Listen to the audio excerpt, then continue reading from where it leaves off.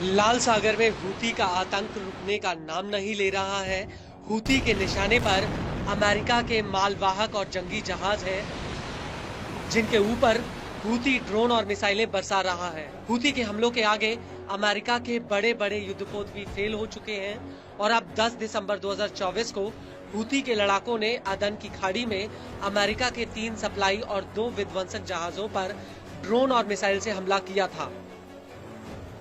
ये हमला उस वक्त हुआ जब ये जहाज जिबूती बंदरगाह को छोड़कर निकले हुए थे। हूती ने इस हमले को लेकर कहा था कि अमेरिका के ये जहाज पहले यमन के खिलाफ हमले में शामिल थे, जिसकी वजह से इनके ऊपर हमला किया गया। हालांकि अब मिडिल ईस्ट में अमेरिकी सेना सेंटकॉम ने दावा किया है कि उसने यमन में हूती के खिलाफ हवाई हमले किए हैं। अमेरिकी सेना के मुताबिक उसने 16 दिसंबर 2024 को यमन के भीतर हूती के कमांड और कंट्रोल अड्डों पर बम गिराए।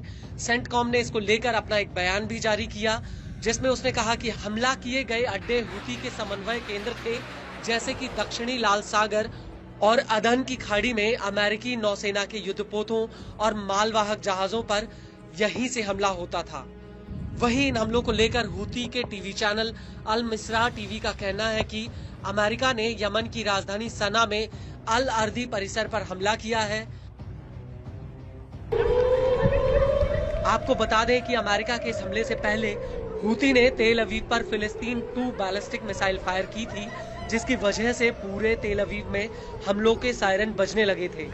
हालांकि सबके बीच आपको ये भी बता दें, हूती पर अमेरिका का ये कोई पहला हमला नहीं है, बल्कि इससे पहले भी अमेरिका यमन के भीतर हूती के सैन्य अड्डों पर हमले कर चुका है।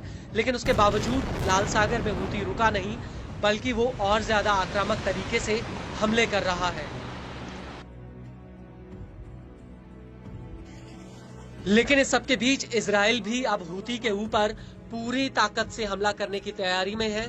दरअसल जेरूसलम पोस्ट ने अपनी एक खबर में खुलासा किया है कि इजरायली सेना हूती पर बड़ा हमला करने की तैयारी में है। दरअसल 1 दिसंबर 2024 को हूती ने तेल अवीव के ऊपर एक बैलिस्टिक मिसाइल फायर की थी।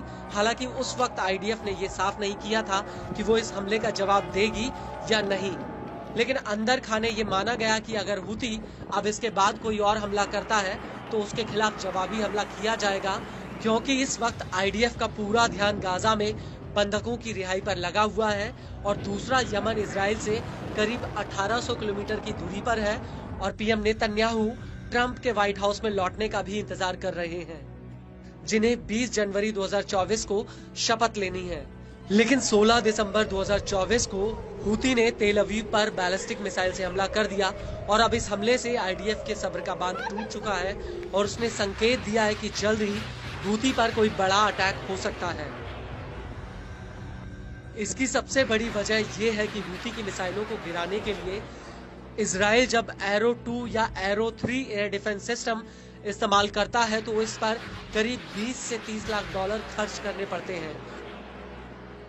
और एक अनुमान के मुताबिक हूती ने नवंबर 2023 से इजराइल के ऊपर दर्जनों बैलिस्टिक मिसाइलें और ड्रोन्स फायर किए हैं और इनमें से कई मिसाइलें तो पिछले 2 हफ्तों में फायर की गई हैं।